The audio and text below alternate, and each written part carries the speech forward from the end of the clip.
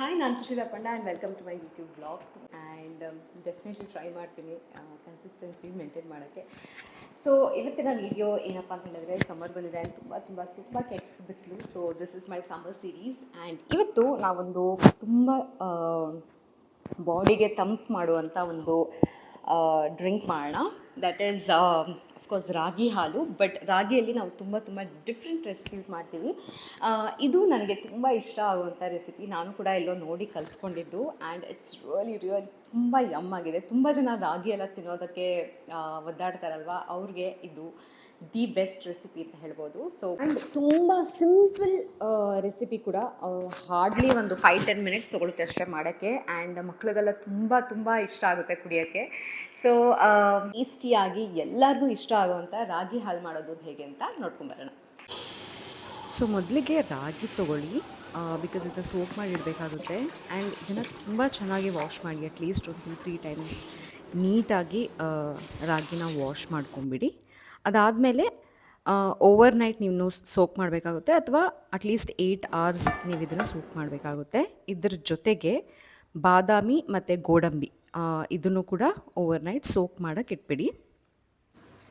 So next day ಬೆಳಗ್ಗೆ ಇದನ್ನು ನೀವು ಗ್ರೈಂಡ್ ಮಾಡ್ಕೋಬೇಕಾಗುತ್ತೆ. ಸೊ ಜ್ಯೂಸರ್ ಇದ್ದರೆ ತುಂಬ ಒಳ್ಳೆಯದು. ನನ್ನ ಹತ್ರ ಇರೋ ಜ್ಯೂಸರ್ ಬಂದು ಕೋಲ್ಡ್ ಪ್ರೆಸ್ ಜ್ಯೂಸರ್, ಆ್ಯಂಡ್ ಇನ್ನೊಂದು ನಾರ್ಮಲ್ ಚಿಕ್ಕದಾಗಿರೋದು. ಸೊ ಅದು ದೊಡ್ಡ ಕ್ವಾಂಟಿಟಿನ ಮಾಡೋದ್ರಿಂದ ನಾನು ಇದನ್ನು ಮಿಕ್ಸಿಯಲ್ಲಿ ಮಾಡ್ತಾಯಿದ್ದೀನಿ.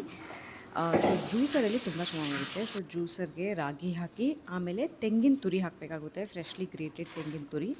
ಇದ್ರ ಜೊತೆಗೆ ನಾವು ನೆನೆಸಿರೋ ಬಾದಾಮಿ ಮತ್ತು ಗೋಡಂಬಿ ಹಾಕ್ಕೊಳ್ಳಿ, ಆ್ಯಂಡ್ ಏಲಕ್ಕಿ ಒಂದೆರಡು, ಆ್ಯಂಡ್ ನಿಮಗೆ ಸ್ವೀಟಿಗೆ ಎಷ್ಟು ಬೇಕೋ ಅಷ್ಟು ಬೆಲ್ಲ ಹಾಕ್ಕೊಳ್ಳಿ. ಸೊ ಬೆಲ್ಲ ಹಾಕ್ಕೊಂಡ್ಮೇಲೆ ಇದಕ್ಕೆ ನೀರು ಸೇರಿಸ್ಕೊಳ್ಳಿ.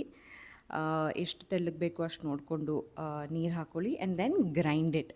ತುಂಬ ಚೆನ್ನಾಗಿ ಗ್ರೈಂಡ್ ಮಾಡಬೇಕು. ಆ್ಯಂಡ್ ಗ್ರೈಂಡ್ ಮಾಡಾದಮೇಲೆ